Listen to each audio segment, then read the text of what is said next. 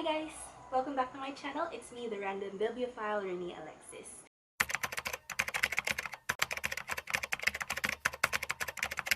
So for today's video, we are going to talk about my November 2020 wrap-up. So these are all the books I have read last month, and I have a total of 10 books. So that's quite a lot for me, but two of the books from there are graphic novels and another two are children's book, 2 or 3. So yeah, so I have here like codigo so that I won't lose my train of thought. I listed down my thoughts on my phone. So I have just downloaded and started using the Notion app. If any one of you is familiar with it, I have read it somewhere from another blogger. So like I have been using the Evernote app since 2015.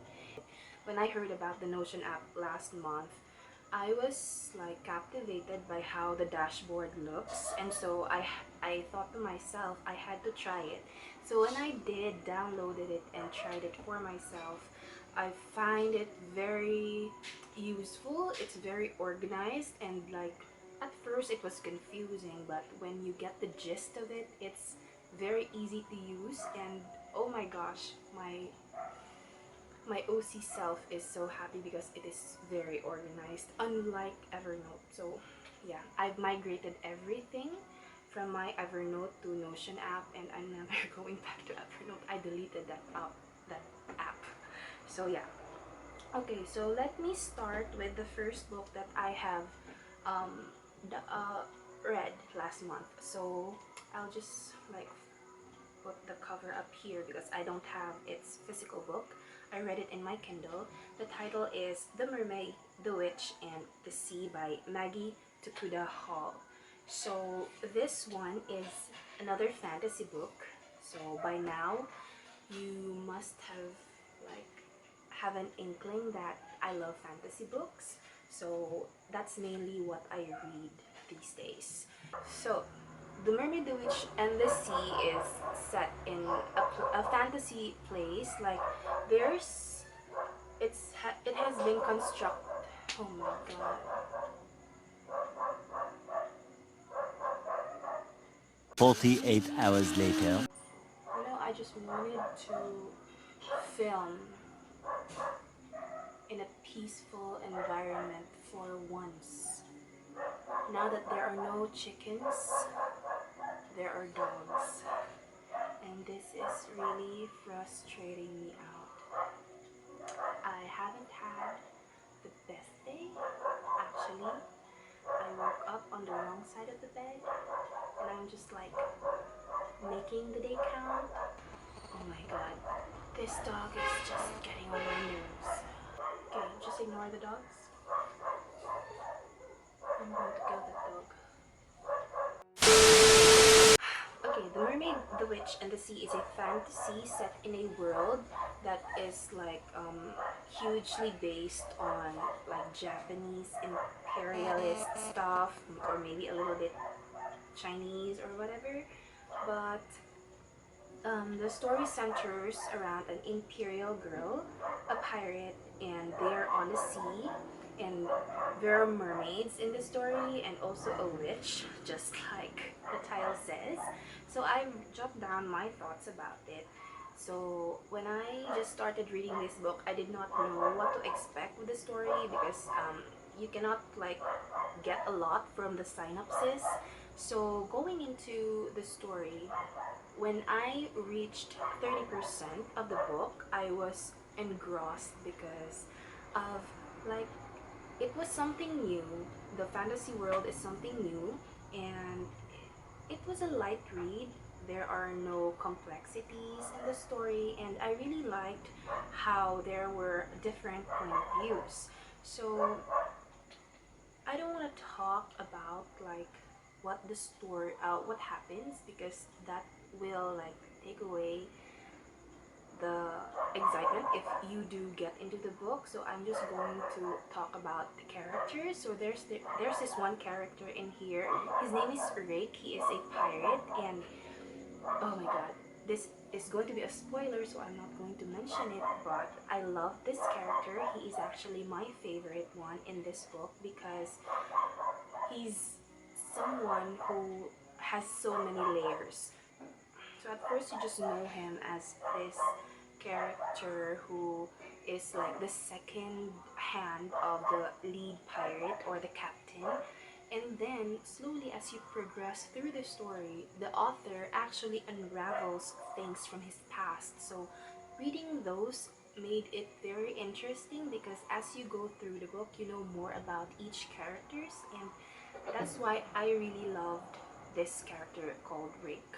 And then there's also like an LGBTQ representative in this book, but I did not really feel the chemistry between the two. So even though I'm a fan of everybody's love. Like I believe that love has no gender. But in this one, I just could not connect with the characters, and like how they were saying they love each other, but I just don't feel it. I don't see it. It's like it lacks something. So this book, I gave it actually a 5-star. Wait, let me check.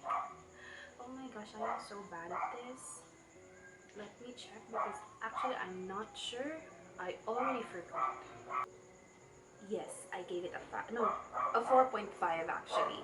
It's a 4.5 star just because there are some things in the book that I did not like. For example, there's a crutch word from the author. She always uses all but. For example, all but disappeared or whatever. So I don't know if it's a big deal for you, but when I'm reading, I like my sentences to be like varied. I don't want to read some things again and again, if that makes sense. So yeah. The second book I read is November 9. I've posted a reading vlog for that book, and I'm going to link it in the description box or like somewhere like the eye thingy in the screen so that you can watch it if you want to. So November 9 is a classic for me because I've been a fan of it since the first time I read it in 2016, and when I again reread it earlier last month, I felt it was like reminiscing with an old friend. It was a good read and it is still a 5-star for me. So the third book I read is called The Missing Piece. This is like cheating because this is a children's book and it's very short, but it still counts as one, right? So The Missing Piece, I heard it from a podcast that I am a fan of. Like I've been listening to this podcast called Ang Walang Kwentang Podcast by Tonat Hadaone and Juan Miguel Cedero. They have like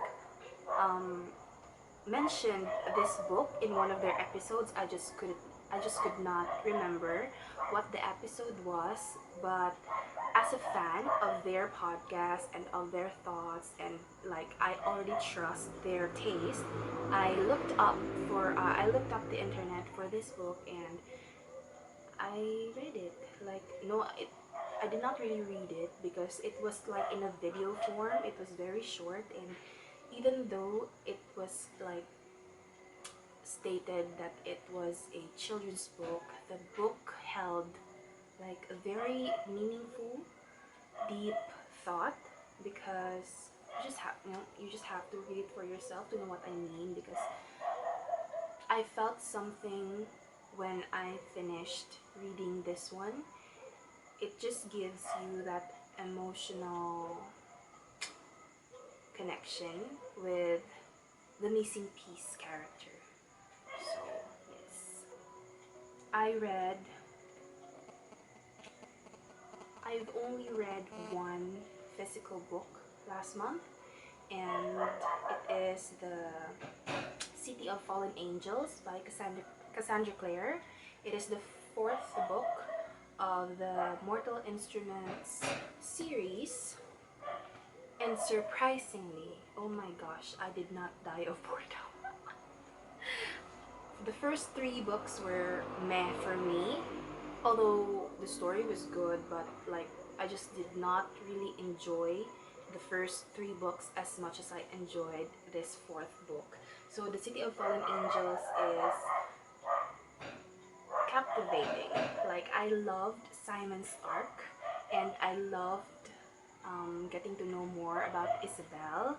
I'm not a very big fan of Clary and Jace. Maybe that's why I did not enjoy books 1 to 3. So yes, I am looking forward to reading the fifth book, which is City of Lost Souls. So maybe I will read it next month. Not really this month because I have other books I wanted to read. So maybe next month. The sixth, am I on my sixth? No, fifth. The fifth book I read is Mina's Vampire Maid. So again, I read it in my Kindle. I'm just going to flash the cover here. So Mina's Vampire Maid, this was sent to me by the author and also the book taster.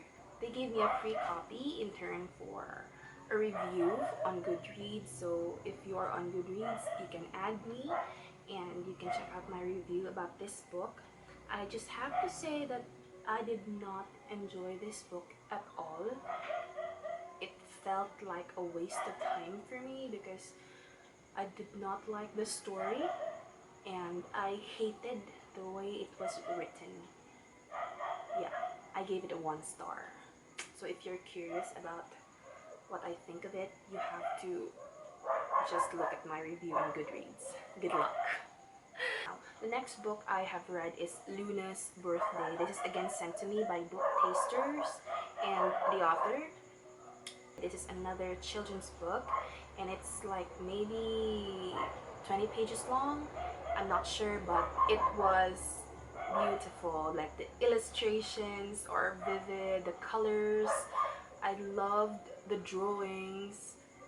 It's a really pretty book and the cover is so pretty. Like there's a girl in it with like huge candles in front of her. So Luna's birthday is like fast approaching and she loves the sky, she loves the moon, and like her wish is to go to the moon, but she knows it's impossible because of like it's very expensive to go on a rocket ship. And so one night, I don't know if like it was just a dream or something, but I think it was just a dream and the imagination of a child.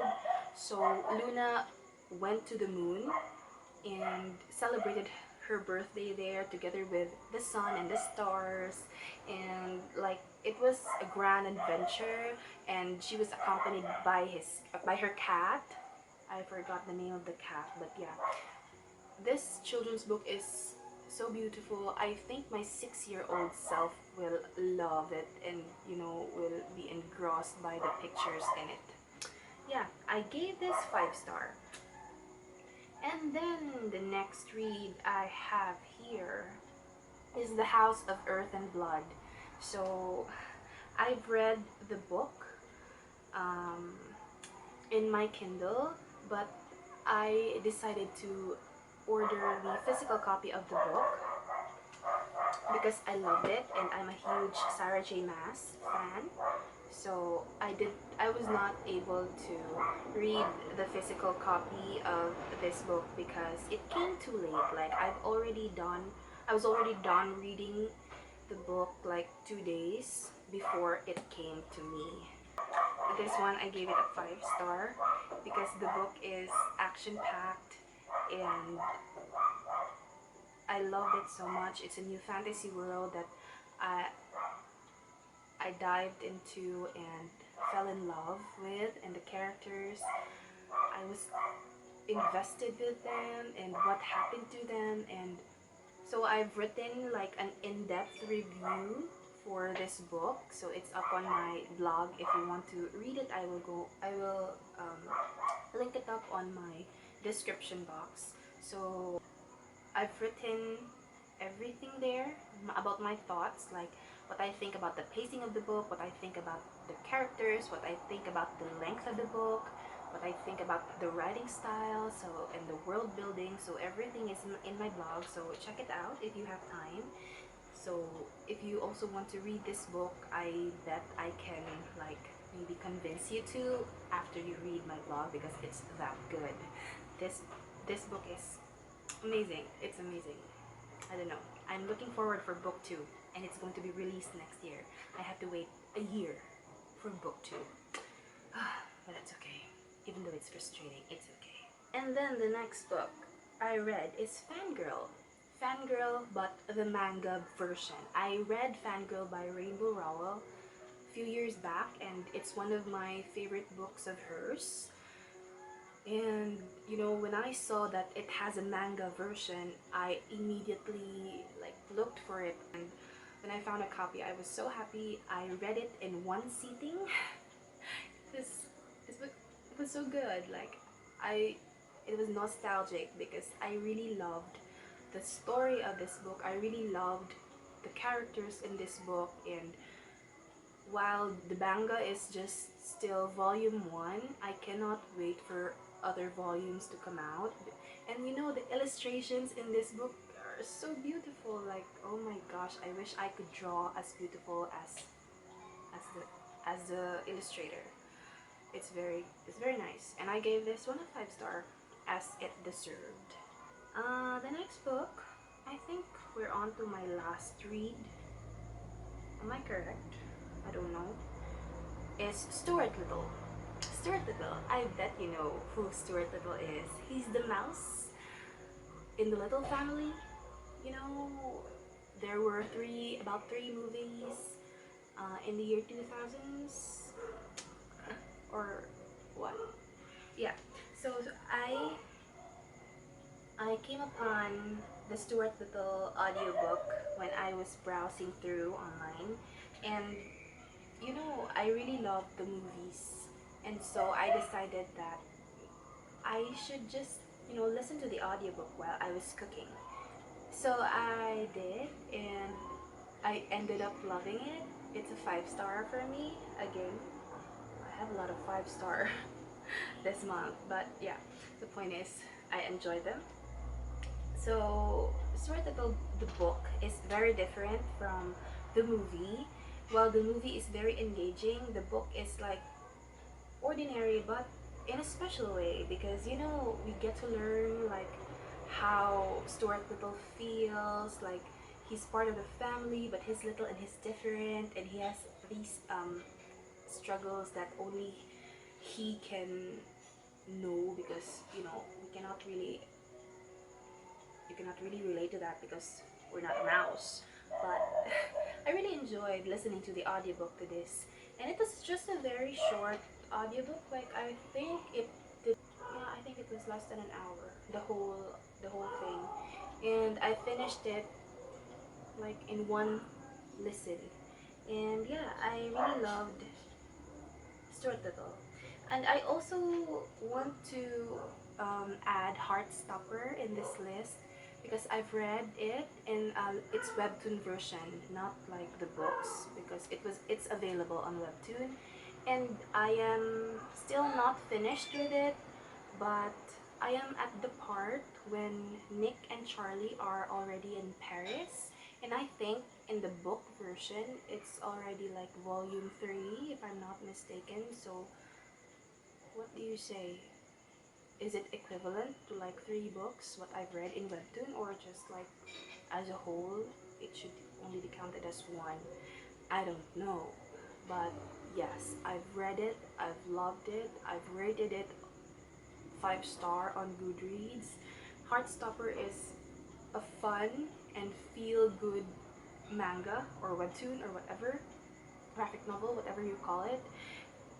I get kilig every time I open the webtoon app and just, you know, go to Heartstopper and read about Nick and Charlie's relationship, and Oh my gosh, it's so cute. They're so cute. I am rooting for them, and I think I'm nearing to the last episode that's uploaded in Webtoon. So I'm reading it slowly because I don't want to end.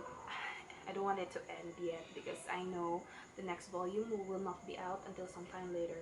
So yes. So that being said, I am going to end this video here. Thank you so much for watching until the end. If you have read any of these books, feel free to comment down below what you thought of them. I will leave you with this question: what have you read last month? So let's talk in the comment section below. Thank you so much for watching this video. I am Rennie Alexis, the Random Bibliophile. I will see you on my next one. Bye!